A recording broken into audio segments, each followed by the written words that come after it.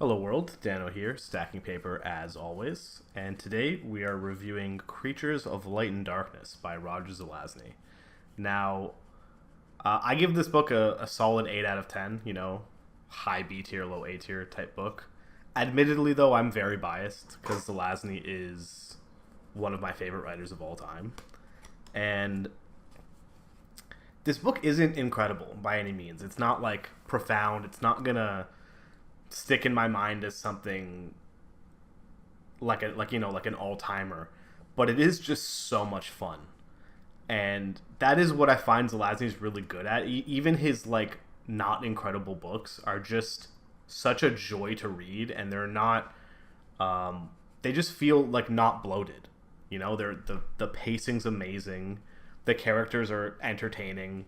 In this case we get the gods of the Egyptian pantheon. So you have Anubis, the god of death, and Osiris, the god of life, and they are kind of duking it out over. It's a very strange premise, admittedly. So Anubis sends his emissary out to the worlds to go and essentially kill a bunch of immortals. Because the way he puts it is that there's a lot of immortals out there that are now kind of fucking up the balance. That's the initial premise. This, it turns out to be a lie, but Osiris then sends his emissary, which is Horus, his son, who's like a demigod, I guess, and their goal is to go and kill this guy called the Prince Who Was 1,000. Now we don't really know who that is in the beginning, and I don't think I'm going to spoil it in this review, but both of these guys want this prince dead. So why would Osiris also send his emissary? And it's more like, even though it's a good outcome for both of them, Osiris would rather his guy be the one that did it, just for like the prestige. And the things that happen in this book, like, admittedly, Zelazny is just like a sci-fantasy god. He is, one of the pioneering voices in that genre, that weird mix of science fiction and fantasy, because a lot of this is fantastical. You're dealing with gods. They all have these magic powers that like don't really make any sense, but you just kind of roll with it. Like one of the first guys that I'm trying to remember, I literally don't even remember the main character's name. Like, I remember who he's supposed to be, but I don't really want to spoil that. But anyway, the first guy he goes and sets out to kill, Madrak, is this magician. And he deals with him pretty fast because he can do this thing called time fugue, and he's like a master at this style of fighting, which is essentially he can send his consciousness backward in time to warn himself about something that's going to happen, and then essentially just like break reality, right? So it's like he's fighting this guy, and then at some point he disappears, and then the other guy disappears, and then they both reappear, and this guy's all like fucked up on the ground, and he's completely fine. So it's like he like time warps them.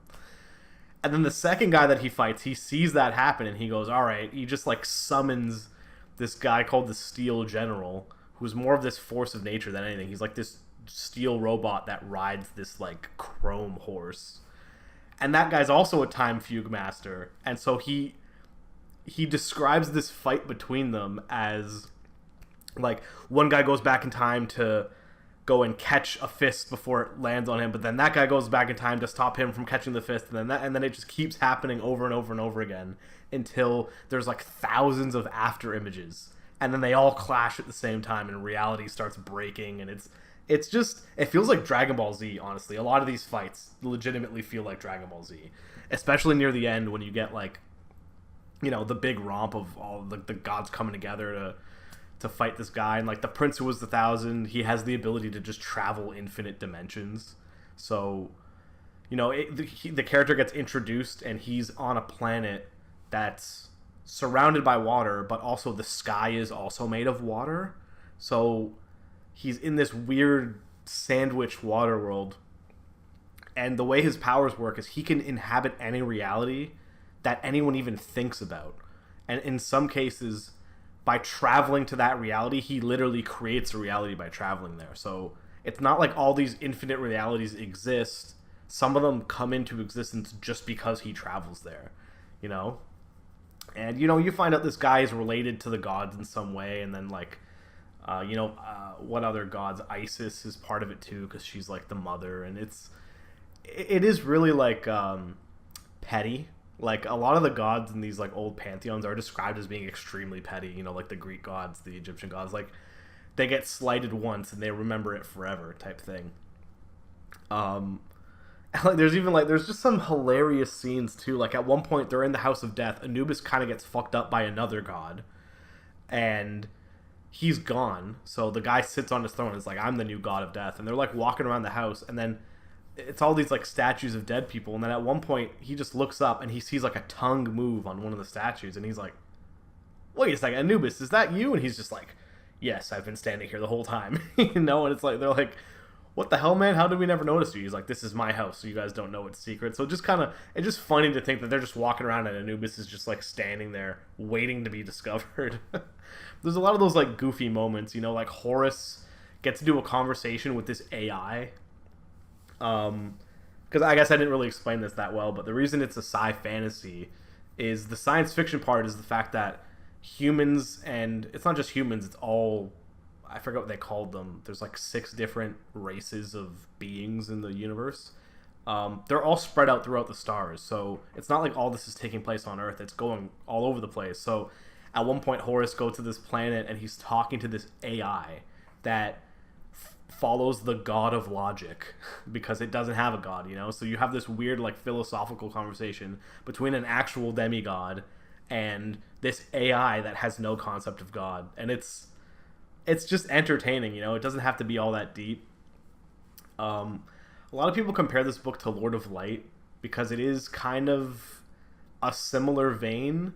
Although in Lord of Light's case, the gods aren't really gods. They're just human beings who are playing themselves up as gods because they just have better technology than everybody else. This book is dealing with like actual gods interacting with humans and demigods, and yeah, by the end you get these like these big fuck you battles that are just like tearing asunder like crusts of planets, and it's just awesome. It kind of does feel like Dragon Ball Z in sci-fantasy book form. Just a fun read, and I always recommend Zelazny to anyone because he's just great. Like I have no, even though this book doesn't have a perfect score, I still don't really have anything bad to say about it. It was just thoroughly entertaining, and yeah, that's it for this one. Well, until next time.